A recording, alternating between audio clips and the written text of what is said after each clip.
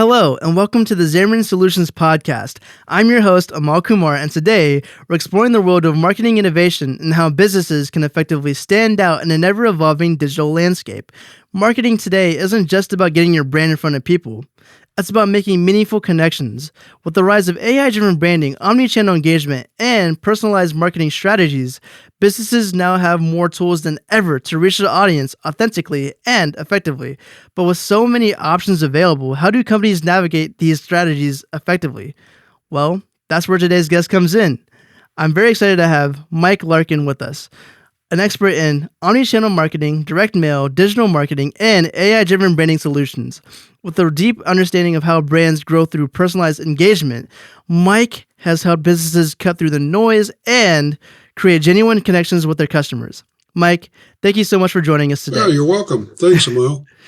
I'd like to start about your background. So, what first got you interested in marketing, and how did you get to where you are today?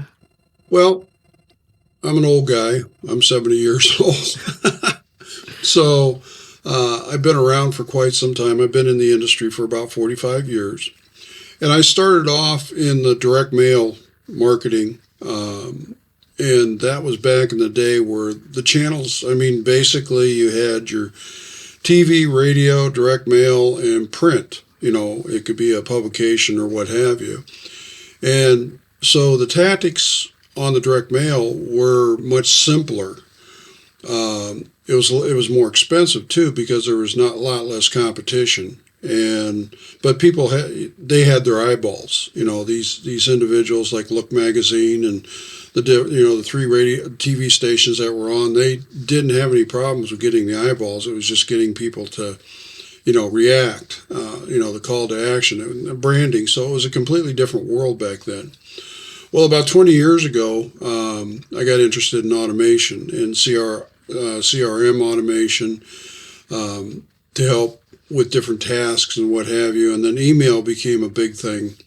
And with automated email follow-ups, things of that nature, I got involved with that. And then I got involved in the digital portion of it, Facebook, Instagram, TikTok. Just a number of different things. And so what's happening right now is that there are so many different strategies out there. There's so many different tactics that you have to sit down and you say, okay, where is my audience living? And where can I reach them?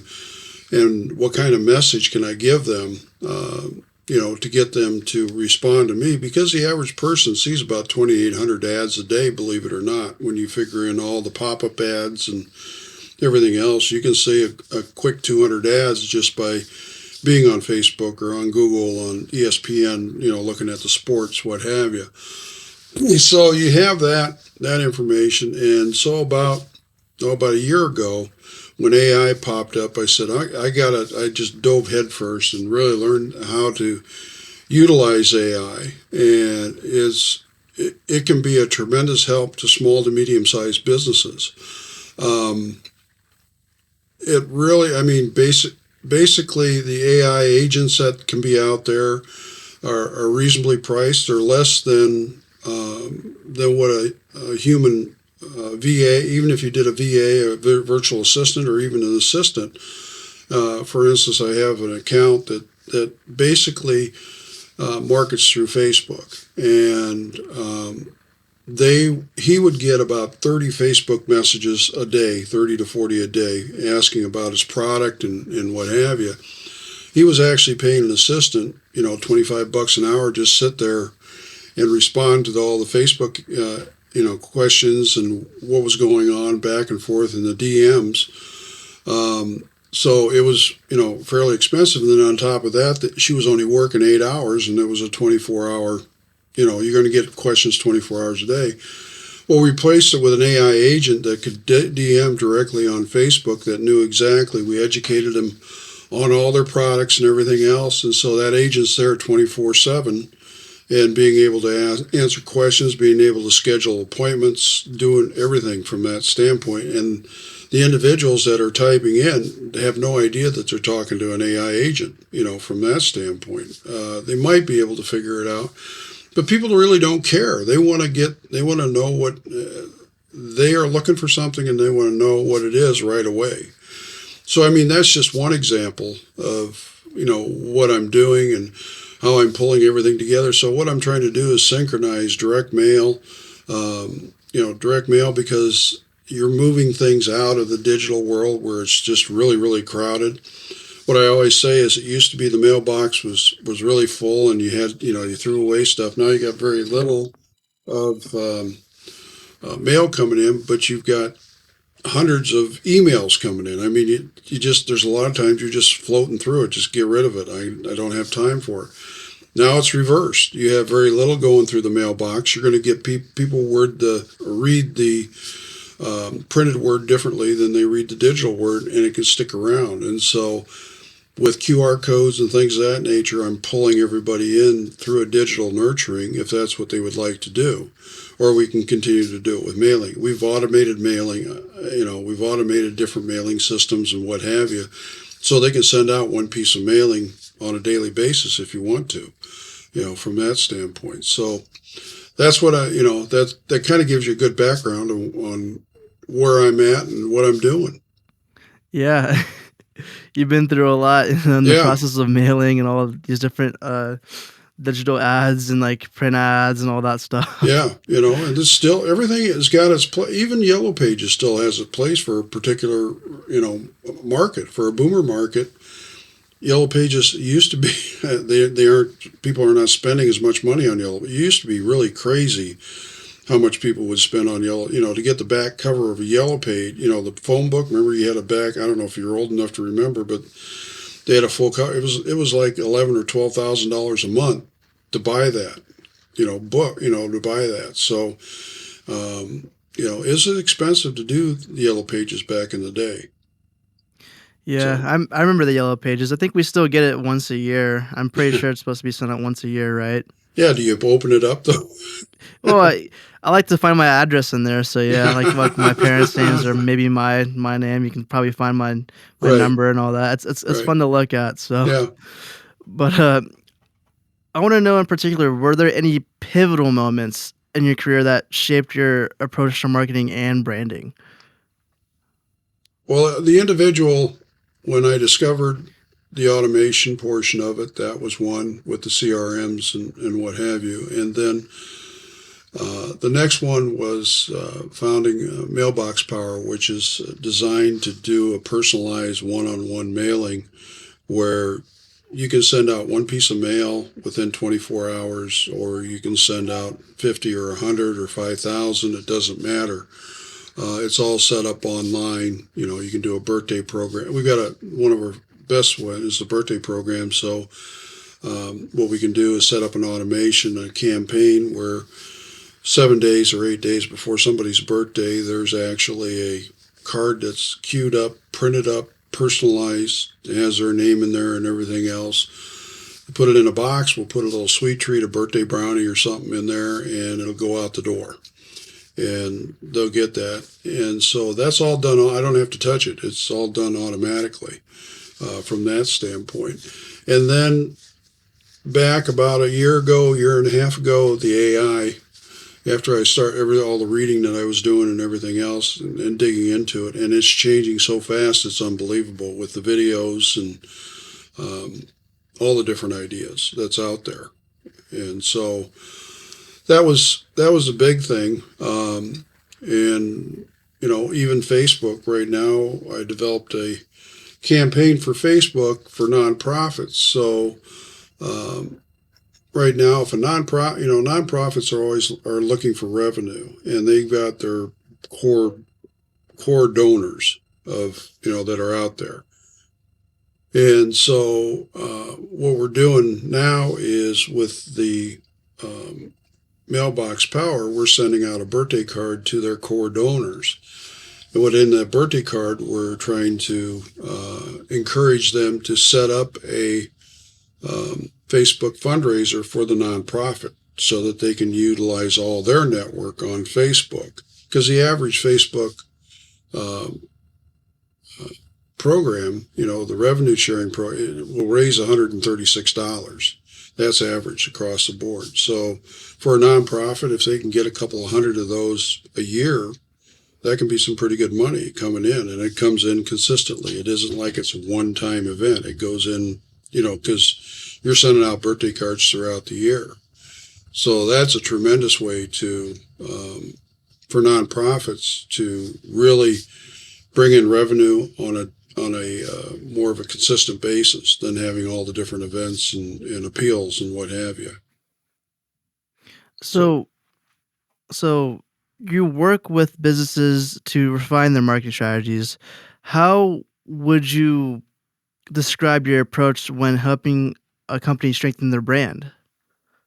well, the branding is completely different. I mean, if you're looking at um, branding, from a social media standpoint, what have you, we've got programs that if you want to cut a commercial, you can cut a commercial, and you can go to OTT TV, you can go to mass media if you want to.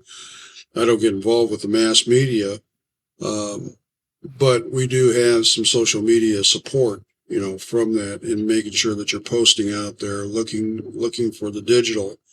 And usually posting is a branding play, is what it is. Get people. And so you've got to, for instance, if you're branding, if you're on LinkedIn, if you're a B2B and you're on LinkedIn, branding is, that's where you write your articles and what have you. And and I'm involved with a completely different group on LinkedIn that has everything all set up with AI to help you write articles and get it into ChatGPT and finesse it. And, I can actually go in with my Evie AI as the LinkedIn piece, and I can comment on maybe, 30 people in 10 minutes on their different posts and what have you. Well, I know your mother, and she's involved with the same group, so it's kind of a family affair type thing. But she understands that too. But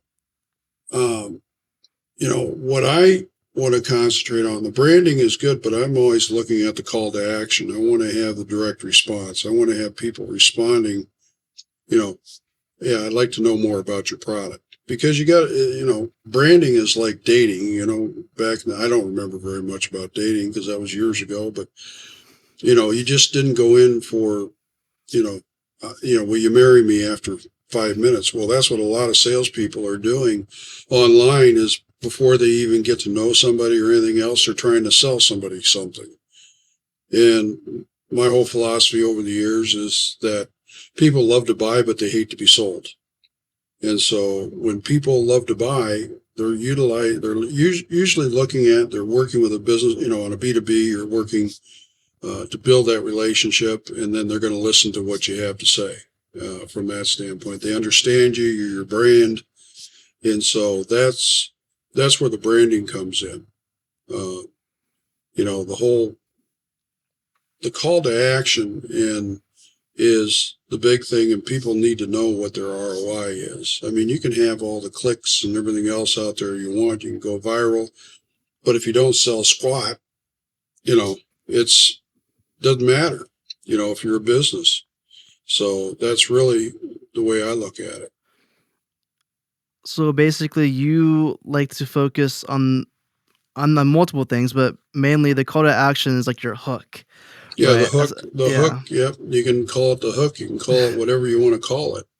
Um, but and that's the reason why a sales funnel is so important, because you're trying to educate the customer, and it's difficult. You maybe only have a couple of seconds even to educate the customer, because people's, you know, uh, they just don't have the focus at all on anything much more than 2 minutes. So you got to be able to know how to hone down your message and get it right to the point. Headlines, for as long as I can remember in school and in my classes, I took a journalism class, and the headline is always the number one hook to get people to read it. It's got to build that curiosity. And it hasn't changed. That's one thing that has not changed. The subject line, the headline, you've got to build curiosity before somebody's going to take time to read or look at the video or read the words or whatever it might be. So Yeah. headline, I mean, if you're a marketer and you're an excellent headline creator, you can basically name your price. That's pretty awesome. Yeah, I can see that.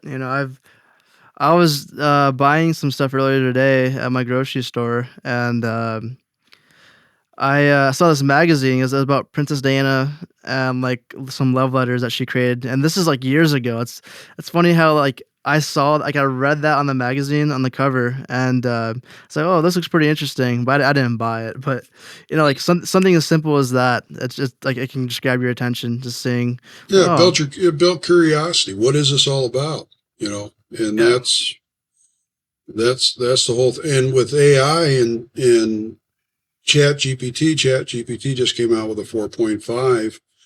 You can go in there and put in an article and it says, hey, give me 10, you know, 10 headlines, and boom, boom, boom, boom, boom, boom, boom, and you can pick the best. It's incredible what the different AI tools can do. right. And with that said, I know you're busy. You're always busy, and like with marketing, life in general. And I want to know, how do you balance traditional marketing methods like direct mail with modern digital strategies? And what do you think businesses overlook sometimes as well? It's a two-parter question. Well, yeah. So right now I'm working with a safety company, and you know what businesses are kind of lacking is they don't understand the niche that they're going after. They don't understand their core prospect. And that's another thing that AI can help you with, because there's tools out there and agents out there that will ask questions to figure out who you're going after, what it is. And so this is a company out of Maryland, and they are looking at they're a safety company, and so they train, for first responders, what have you. And like for instance, what they figured out is they said, hey, we want to get into churches because if there's a shooter or something like that, we want to train people what they need to do, or they go into a church and they go CPR. Yeah, but what's been happening with them is that they've been spread all over the place. They don't have, you've got a particular message. There's no difference in the training or anything else, but it's the messaging to the individuals. And so one of the things in my background is I'm a data broker, and I know where a lot of data lies. And so I said, well, if you want to go after churches and synagogues, I can get you a list of churches and synagogues, that's out there. And so we went through the whole thing and we figured that out and said, okay, we're going to hone in on that. We're going to build our message around that. If somebody else from the side comes in, great, that's fine. But our whole message and our whole concentration and focus is going to be on churches and synagogues and training those folks. So that was a start. They hadn't even thought about that, but that's different. Everybody thinks Facebook has got all this great data, but they don't. The direct mail industry has got some fantastic data that you can pull. There's hundreds of different lists that are out there.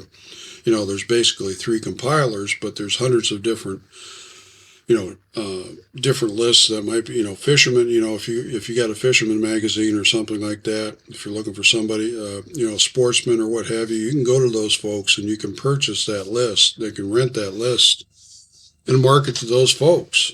Well, Facebook or Instagram can't get that. And so we can actually, get it down to the URL, not on everyone, but we can purchase that list, put it into Facebook on UpRamp and put all that list in there, and then they can go out and they can find Facebook, and then you can actually send them digital messaging. You can do some paid advertising, through Facebook through that list I purchased. So that's just one way that we're looking at it. But I think the biggest problem that I see small businesses that they haven't niched down, what is your core customer that you're looking for, and then building the message around that, building your offer, the message. What are you going to use for a hook to get people to come in and try your product, that type of thing. So you worked with many businesses to refine their strategies. As the marketing landscape shifts, um, companies must stay ahead of the curve. And I know you mentioned the hook, right? And reeling people in with curiosity. Um, but marketing is an ever changing field. What Mhm. are some of the biggest challenges businesses face today regarding brand visibility?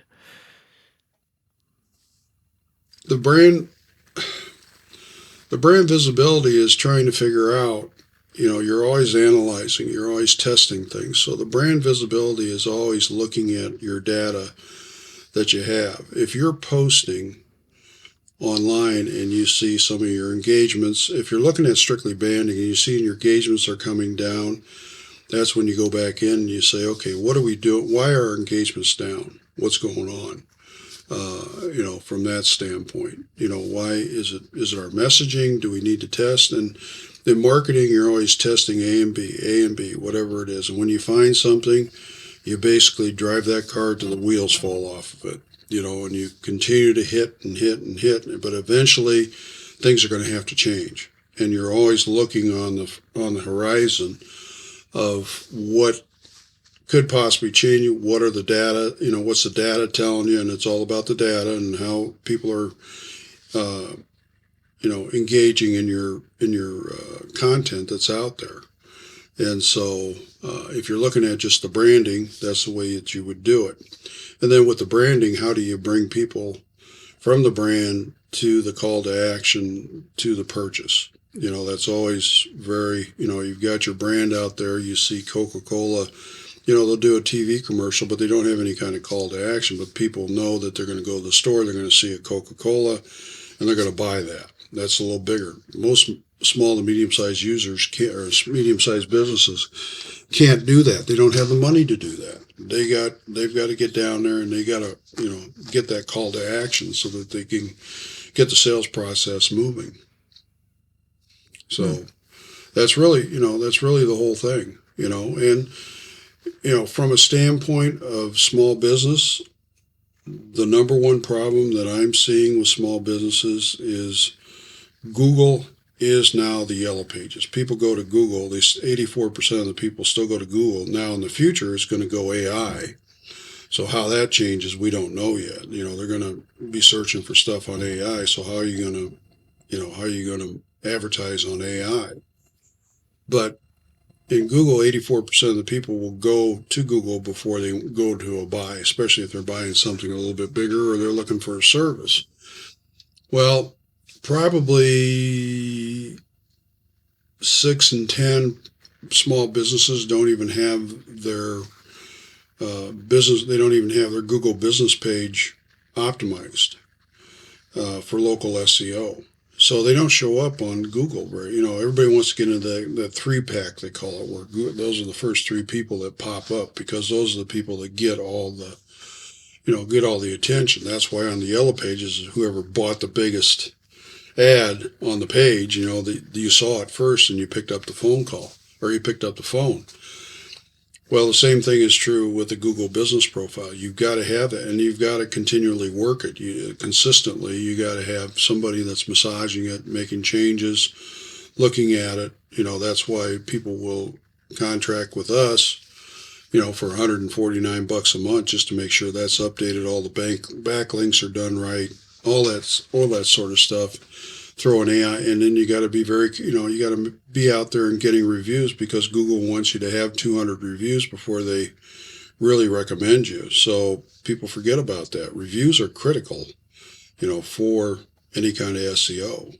So that's the foundation of a lot of marketing for small business. So it's really about being consistent and making sure you have people stay engaged and also leaving reviews too. So that really helps. That makes sense. Yeah. Um It's going out and you have something, you need to have, if you send out a thank you email or whatever it is, and then if you have an AI review uh, app in there, it'll send out an email. It'll help you go through the reviews. It'll help promote it. They might send out an email 6 months later or 3 months later if they haven't reviewed. You want to have the ability for them to do the review in the system, and then you can put the reviews out on all the different Yelp, all the other directories that are out there. It's just not Google, but they want to look at all the directories that are out there. so with AI driven marketing and automation becoming more prevalent. How Mhm. will the industry evolve in the next few years? Well, I'll tell you, it's going to be very difficult for anybody that doesn't adapt to AI and utilize it because it's going to allow people to leverage their business, leverage their marketing, and to do it. Like, for instance, if you want a conversational AI, somebody calls in right now. I work with a plumber. Plumber, um, you know, you'd have an after hours, some after hours folks answering the phone. They didn't have any idea what's going on. Either that or they had voicemail. And so you have somebody on Sunday night, a pipe bust. What can they do? He calls in. You call the plumber, and you get the voicemail. Well, you go to the next plumber, you get the voicemail. You call the next one. Well, if you got an AI agent, that AI agent can be trained to ask some questions and try to mitigate the problem. And so they go through it and everything else. They ask who's on the other line, whatever it is, what's your phone number. They go through the whole thing and then they say, would you like me to connect you with the technician or the plumber that's on call right now? And they said, sure. And so that AI agent's going to connect them to the plumber that's on call. And if he doesn't pick up, if they got a secondary one, the AI agent pops back on, says, I'm sorry, he's not there. He's not answering his phone. Let me call the next one. And so, let me call the next plumber that's on call. So, that, that in itself, that agent's online 24/7. You can't hire somebody really that has expertise in plumbing, and that agent's been trained to have an expertise in plumbing to mitigate problems. Or you go into the voicemail. Dial one for this, dial two for this, dial three for this. With AI, you just have a conversation. Who would what is your problem? Okay, oh, here, let me forward you to this person here. That's all of AI. That makes it a lot smoother. So it's going to change. You focus a lot on personalization and branding. What innovative strategies have you implemented that have been game changers for your clients? Well, I don't. I very seldom send out a direct mail that isn't personalized in one way, shape, or form. It's very simple to personalize it. Um, there's with QR codes, everybody is now has the ability to scan it. Pre-COVID, people didn't know how to scan a QR code or whatever it might be.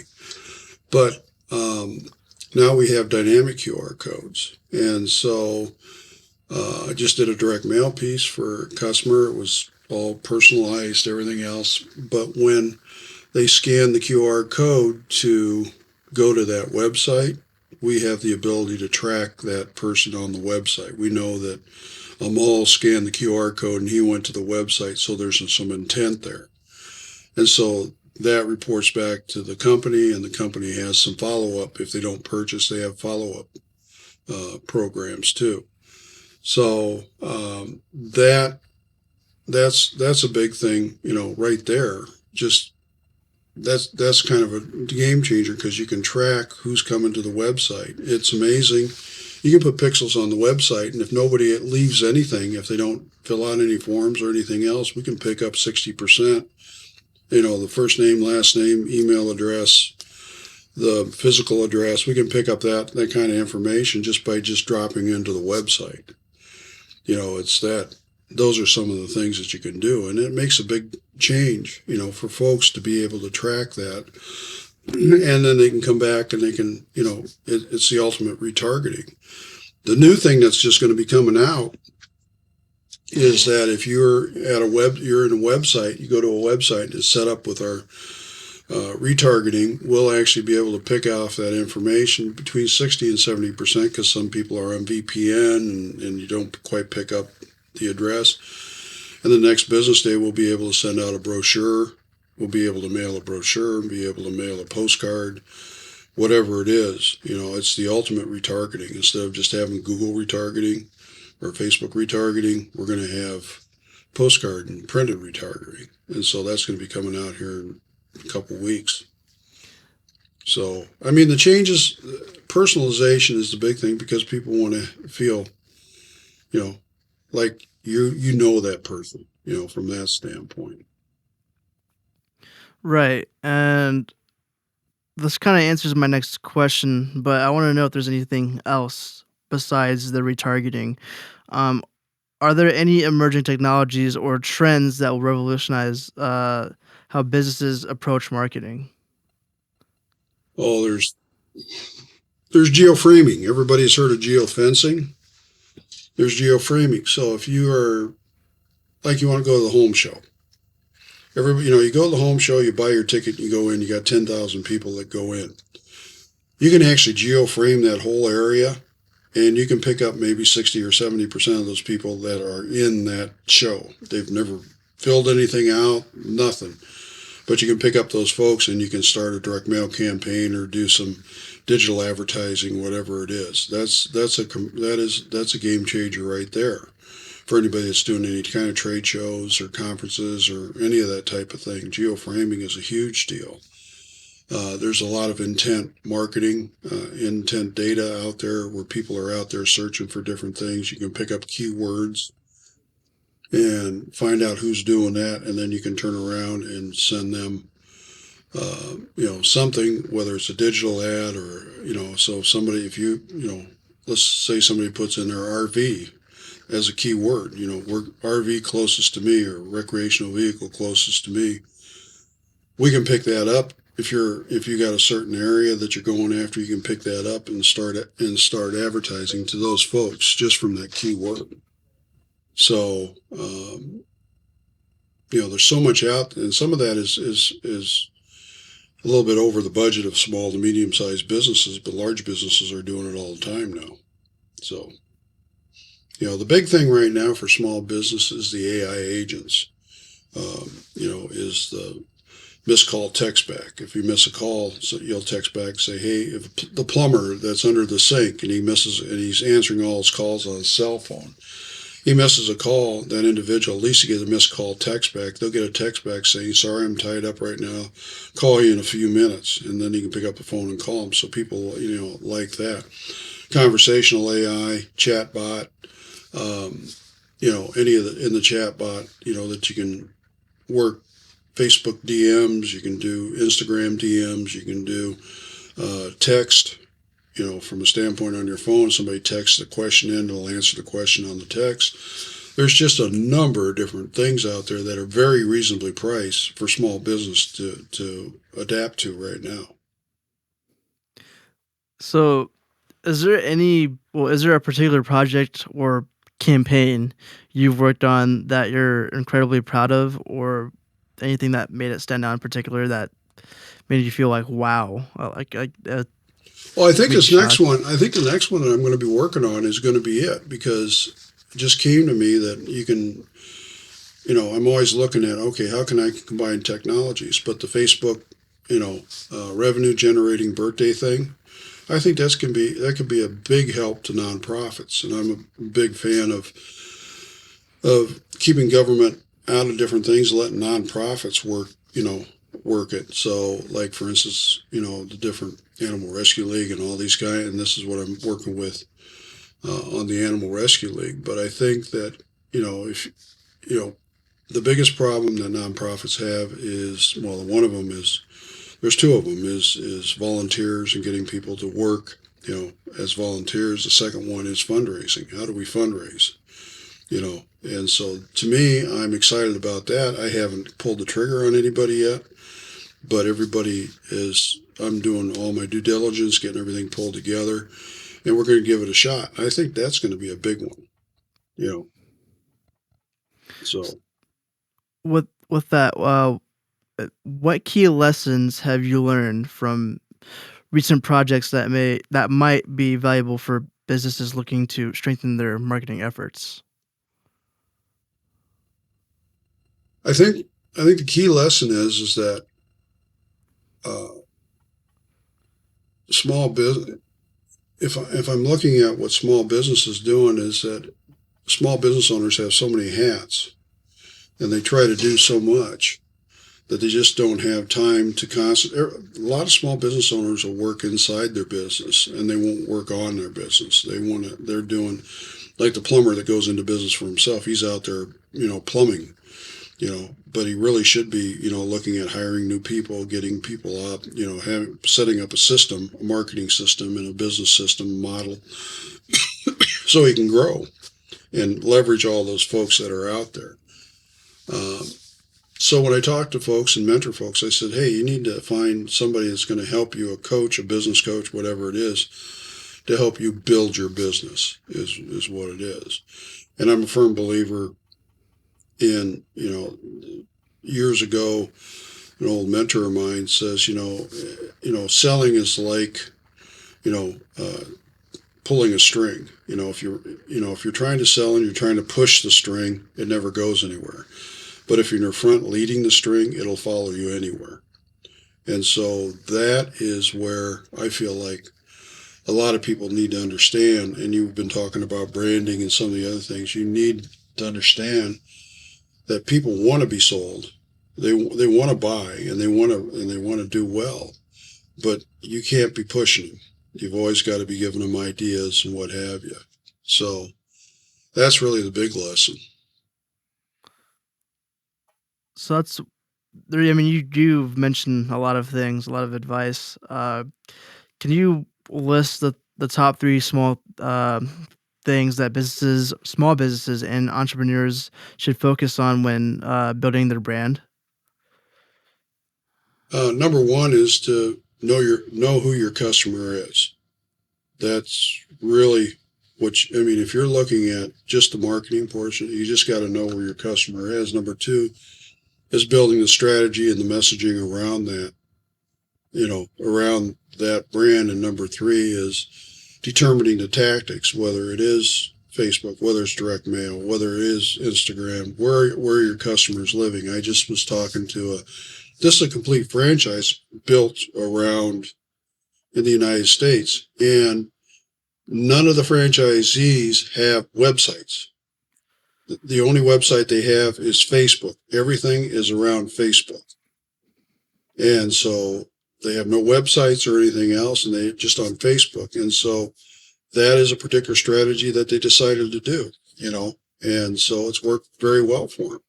Everything is about Facebook advertising and what have you. That's what they built it around. So you've got to determine the tactics, and you really got to sit down and and the only way you can determine tactics is go with a gut at first and then test A and B. A works, get rid of B. And then A's got another one, then you got one over here, get a new B and test that again. So everything is test and retest, finding something that you have, and then just ride that horse till it falls down, and then you go again. But it's always an ongoing deal. So let me get this right. So top three things is, number one, have your own site where something that directs it back to your own. So that's one. Make sure you do a bunch of testing in regards of making sure you don't make any other mistakes or see what's going wrong. Oh, you're going to make mistakes. Trust me, you're going to make mistakes. If you're not making mistakes, you're not testing. You're not trying. But what was the other one? The first one is determine your customer. Who is your prime customer? Get that straightened out first. This is and it sounds easy, but it's not. And that's where AI can help you. A lot of times, Claude or ChatGPT, you can have a conversation with them, telling them to ask you questions so that you can dig down and really get your prime customer. Number two is to figure out, okay, what are the best tactics? Is it direct mail? Is it digital? Is it print? It could be print, it could be TV. I don't know. You've just got to figure that out. And then number three is, going after the strategy. What's my messaging? What am I doing? What is resonating with my prospects? And if you got all three of those down, you're going to be doing very well. Now, the other end of things is that being able to, utilizing a business coach to make sure that you're working on your business instead of in your business, making sure you have all those business models going the right way. Yeah. Well, sorry if I made you repeat that. I just had a little No, bit of a no, no, brain fog. no. It's I just fine. wanted to understand it. So, Yeah. So that's my marketing philosophy. Somebody else might have a different marketing philosophy. are there any common marketing mistakes you see companies make, and how can they avoid them? You can't avoid mistakes. If you're avoiding, you try to as much as possible, but there's going to be mistakes made. I mean, that's just the way it is. I mean, but probably the number one thing for small business that I see is not optimizing that Google business page. That's probably the number one that I see. And, claiming it, getting it up, because you want to have people coming to you as much as possible that are out searching for your product. You know, and from that standpoint, but also consistency. A lot of people aren't consistent in their marketing. There's a book written by a friend of mine called The Consistency Chain. And he talks about you got to have, okay, I'm going to make these 3 calls a day. I'm going to do this. I'm going to do that. You set it up and you get up and you have that consistency. Boom, boom, boom, boom. Then you're going to be successful. Yeah, and with that, I know you probably give a lot of advice to multiple different companies, and you especially helped my mom's company for sure. Mm-hmm. Zamorins Solutions, and as you know, Zamorins Solutions works in a digital transformation and a business innovation. Mm-hmm. From your perspective, how can companies like ours leverage marketing to scale and reach new audiences? I haven't really sat down to, all I've given is some advice. I haven't sat down and done an analysis. I think the one thing is that LinkedIn is where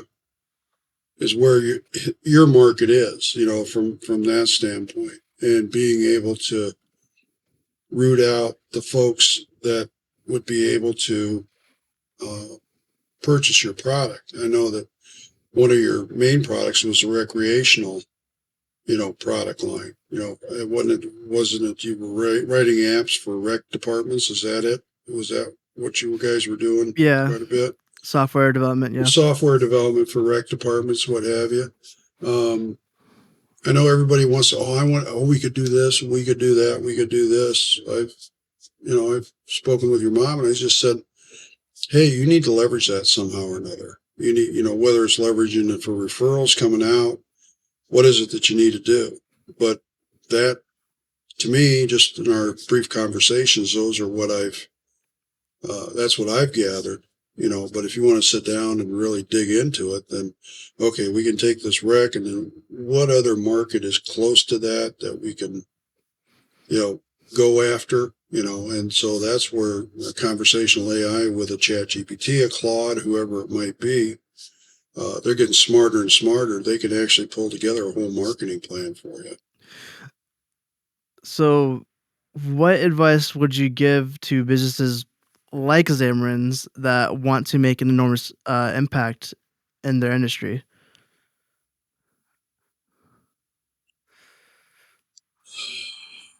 I would say the again is all about the focus and focus yourself as the leader in your industry.